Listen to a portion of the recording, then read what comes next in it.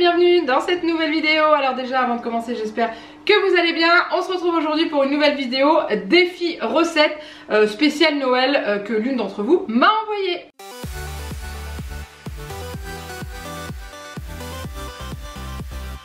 Alors oui, la dernière fois j'ai vu que les petits bonhommes vous avaient bien plu. Je ne prononce pas le nom parce que je ne sais plus, je crois que c'est des Gritty Benz il me semble. Et du coup j'ai décidé de recommencer parce qu'il y avait une autre recette qui m'avait été envoyée, qui m'avait tapé dans l'œil, surtout par l'aspect visuel que cela donne à la fin. Donc c'est Estelle qui m'a envoyé la recette. C'est un... ce sont des cannes de Noël, je vous les fais apparaître là, en pâte à cookies. Donc j'ai hâte de tester, on va voir ce que ça va donner. Donc je vous mets le lien en dessous de la vidéo, c'est une recette qu'elle m'a envoyé, le lien de la recette pour que j'aille voir. Et du coup on est parti, j'ai imprimé la recette et il paraît que c'est assez long à faire dans le sens où c'est le tressage, enfin, la réalisation des cannes qui est un petit peu longue.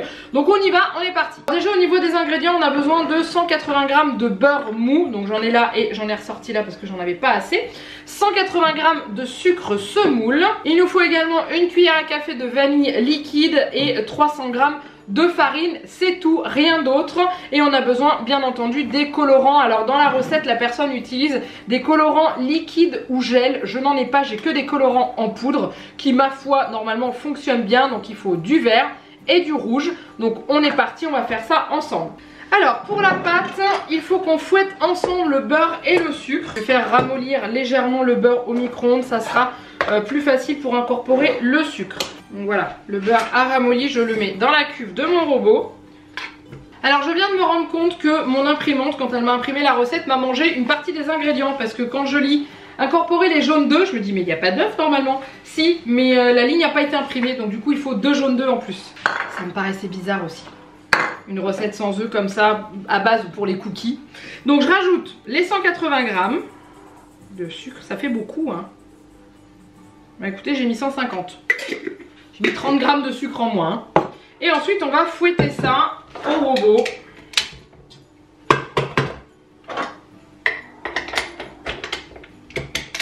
Donc il y a marqué fouetter ensemble le beurre et le sucre, incorporer les jaunes d'œufs, puis la vanille liquide et enfin la farine.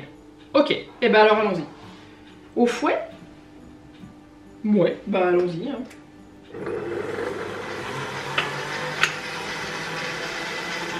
Alors j'ai fouetté le beurre et le sucre ensemble, ça fait une espèce de pâte toujours un peu bizarre d'ailleurs. Je me suis aidée d'une Maryse à un moment donné pour gratter sur le côté. Incorporer les jaunes d'œufs puis la vanille liquide, donc je vais mélanger et incorporer tout ça.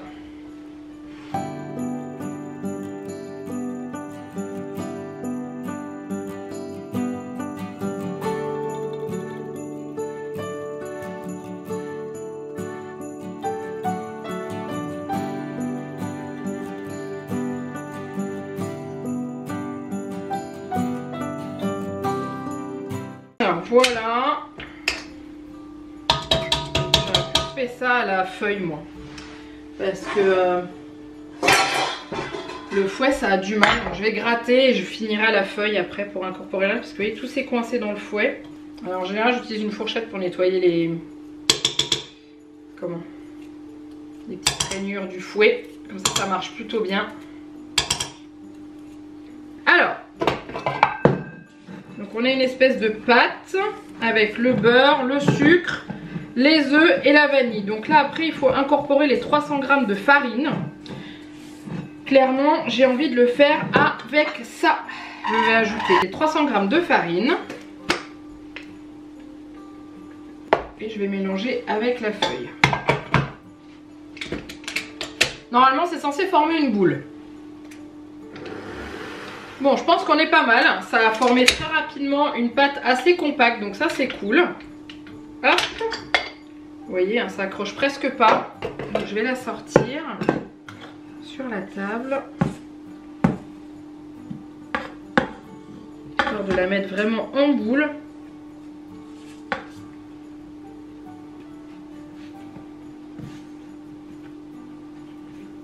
On a une pâte qui est vraiment très sympa. Hein. Donc, former une boule, c'est fait. Divisez-la en deux, d'accord.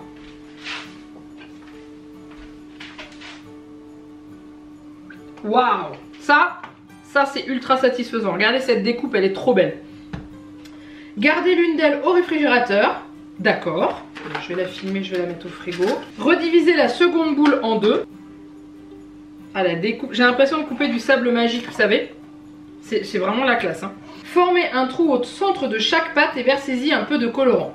Si vous prenez du colorant liquide, il en faudra pas mal. Si vous prenez du colorant en gel, une pointe suffira, c'est super efficace. Ah! Bon bah moi je vais me débrouiller avec ce que j'ai, donc je vais déjà faire un trou dans celle-ci et je vais mettre mon colorant rouge. Je sais qu'il est assez puissant, donc je vais pas en mettre énormément, je vais en mettre comme ça devrait aller. Et ensuite on va mélanger. Refermez bien les boules de pâte et fraisez-les. Donc ça c'est les étaler sur le plan de travail pour que tout se mélange. En gros, vous mélangez quoi.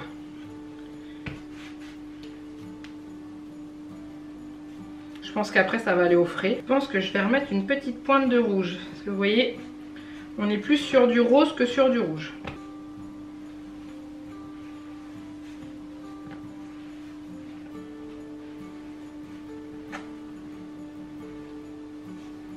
Je pense que c'est pas mal. Et il faudra les mettre aussi au réfrigérateur.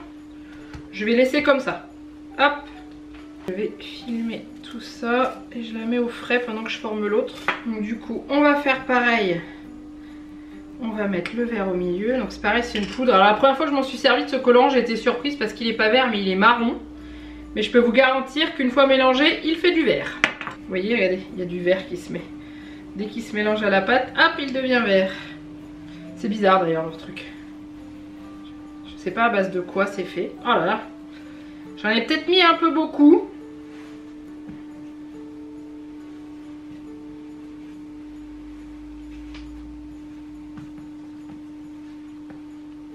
Le vert est pas mal, hein. Je pense que je vais pas en mettre plus. On a une belle pâte colorée.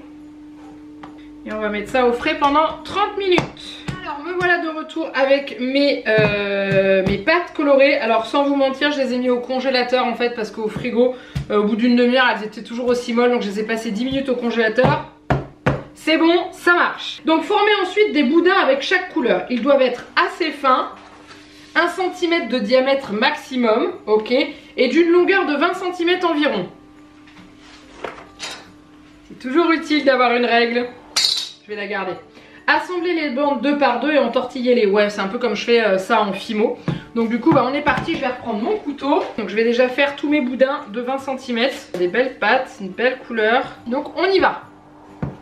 Donc on va essayer de faire des boudins. J'ai peur que la pâte elle soit un peu friable. Ouh, je vais galérer. 1 cm de diamètre. Je vais m'éclater, moi je vous le dis. Hein. Donc c'est ce qui est marqué dans la recette, c'est que c'est la partie la plus longue en fait de former les boudins. On est bon là je pense, hein. Le centimètre on doit l'avoir à peu près. On va dire que ça ira. Ah, ça craque. Est-ce que c'est pas resté suffisamment froid ou est-ce que le fait de les avoir mis au congèle a fragilisé la pâte? Je sais pas. Donc on va mettre 20 cm. Hop, ça va faire des grands sucres d'orge. Hein. Ok, donc là j'ai un premier boudin. Bon, je pense que celui-là ça va servir un deuxième boudin. Je vais faire la même chose avec le rouge. Alors ça y est, j'ai découpé toutes mes bandes. Donc du coup, ensuite il est indiqué dans la recette, assemblez les bandes 2 par 2 et entortillez-les. Placez les cannes de Noël 30 minutes au congélateur. Ça va être compliqué parce que moi cette plaque là, elle rentre pas dans mon congèle et mon autre plaque de four non plus. Donc ce que je vais faire c'est que je vais la laisser plusieurs heures au réfrigérateur. Ça devrait aller. Donc là je vais assembler. Donc bah, je commence bien. J'ai déjà pété une de mes cannes rouges. Bref, donc du coup je les colle. Je vais les couper à la même taille. Et ensuite je vais les entortiller. Ça va faire des gros... Oh là là, ça casse. Ça va faire des gros sucres d'orge. Ouh, ça casse. Oh, la galère. Ça va être très compliqué à faire, je pense. Je voyais ça beaucoup plus simple. Je prenais ça très à la légère en me disant ouais, facile. Non, non. Bon, ça donne quand même pas mal. Hein. Je vais mettre ça sur le tapis. Ici, hop. Mais ouais, je suis un peu dégoûtée. Je pensais pas que ça casserait si facilement. On va voir. On va essayer avec un verre.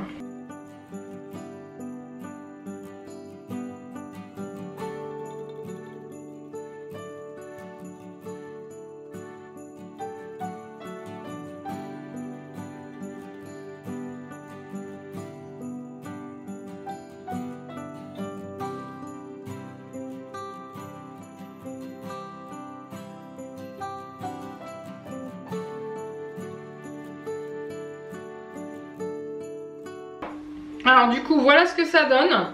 Je vais les laisser au réfrigérateur pendant bien 2 heures et je lancerai la cuisson après parce que je ne peux clairement pas mettre ces plaques là dans mon congélateur vu que j'ai un tout petit congélateur. Et on verra, mais une chose est sûre, c'est que je suis bien blasée qu'ils se soient tous pétés au moment où je les ai entortillés. Donc bah, j'espère que à la cuisson ça ira bien après, qu'ils vont être beaux. Mais on va déjà les laisser bien durcir au frigo et puis bah, après on verra. Alors je viens de les sortir du réfrigérateur, ils ont bien durci. Vous voyez, ils sont... Voilà, ils sont bien durs, donc du coup je vais les enfourner. C'est 180 degrés pendant 15 minutes. Donc bah on va voir ce que ça va donner une fois que ce sera cuit. Mais vous voyez, ils sont cassés en dessous et tout.